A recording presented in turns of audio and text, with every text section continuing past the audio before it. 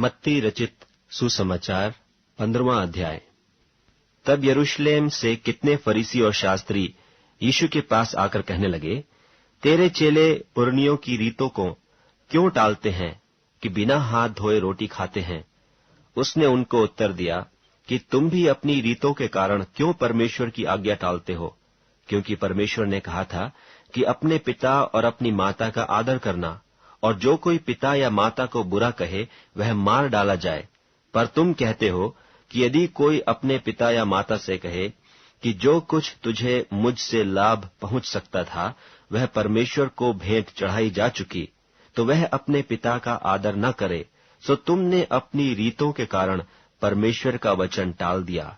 हे कपटियों, यशायाह ने तुम्हारे विषय में यह भविष्यवाणी ठीक की कि ये लोग होठों से तो मेरा आदर करते हैं, पर उनका मन मुझसे दूर रहता है, और ये व्यर्थ मेरी उपासना करते हैं, क्योंकि मनुष्यों की विधियों को धर्मोपदेश करके सिखाते हैं। और उसने लोगों को अपने पास बुलाकर उनसे कहा, सुनो और समझो। जो मुंह में जाता है वह मनुष्य को अशुद्ध नहीं करता, पर जो मुंह से निकलता है वही मनुष्य को अशुद्ध करता है। तब चेलों ने आकर उससे कहा, क्या तू जानता है कि फरीसियों ने यह वचन सुनकर ठोकर खाई? उसने उत्तर दिया, हर पौधा जो मेरे स्वर्गीय पिता ने नहीं लगाया उखाड़ा जाएगा।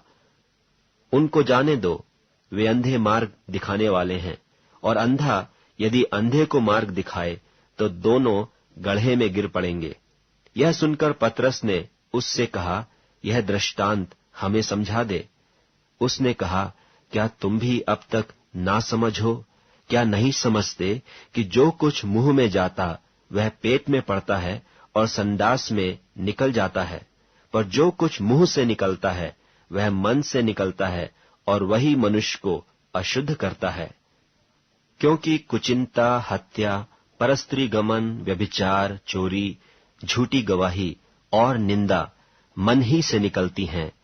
यही है जो मनुष्य को अशुद्ध करती हैं, परंतु हाथ बिना धोए भोजन करना मनुष्य को अशुद्ध नहीं करता। यीशु वहां से निकलकर सूर और सैदा के देशों की ओर चला गया, और देखो, उस देश से एक कनानी स्त्री निकली और चिल्लाकर कहने लगी, हे प्रभु, दाऊद के संतान, मुझ पर दया कर, मेरी बेटी को दुष्टात्मा बहुत सता रहा है। पर उसने उसे कुछ उत्तर न दिया, और उसके चेलों ने आकर उससे विनती कर कहा, इसे विदा कर, क्योंकि वह हमारे पीछे चिल्लाती आती है। उसने उत्तर दिया कि इस्राएल के घराने की खोई हुई भेड़ों को छोड़ मैं किसी के पास नहीं भेजा गया। पर वह आई और उसे प्रणाम करके कहने लगी, हे प्रभु, मेरी सहायता कर। उसने उत्तर दिया कि लड़कों की रोटी लेकर कुत्तों के आगे डालना अच्छा नहीं। उसने कहा, सत्य है प्रभु, पर कुत्ते भी वह चूर चार खाते हैं जो उनके स्वामियों की मेज से गिरते हैं।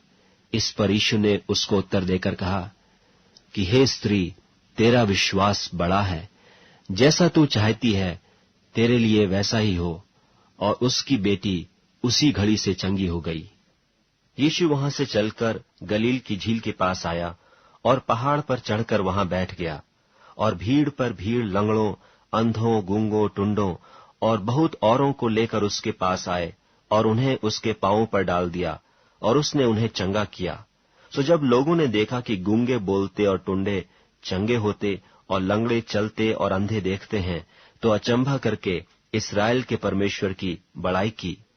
यीशु ने अपने चेलों को बुलाकर कहा, मुझे इस भीड़ पर तरस आता है, क्योंकि वे 3 दिन से मेरे साथ हैं और उनके पास कुछ खाने को नहीं, और मैं उन्हें भूखा विदा करना नहीं चाहता, कहीं ऐसा न हो कि मार्ग में थक कर रह जाएं।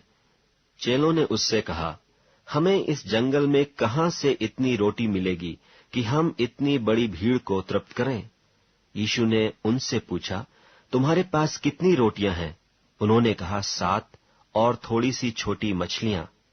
तब उसने लोगों को भूमि पर बैठने की आज्ञा दी, और उन 7 रोटियों और मछलियों को ले धन्यवाद करके तोड़ा और अपने चेलों को देता गया, और चेले लोगों को। सो सब खाकर तृप्त हो गए, और बचे हुए टुकड़ों से भरे हुए 7 टोकरे उठाए। और खाने वाले स्त्रियों और बालकों को छोड़ 4000 पुरुष थे। तब वह भीड़ को विदा करके नाव पर चढ़ गया और मगदन देश के सिवानों में आया।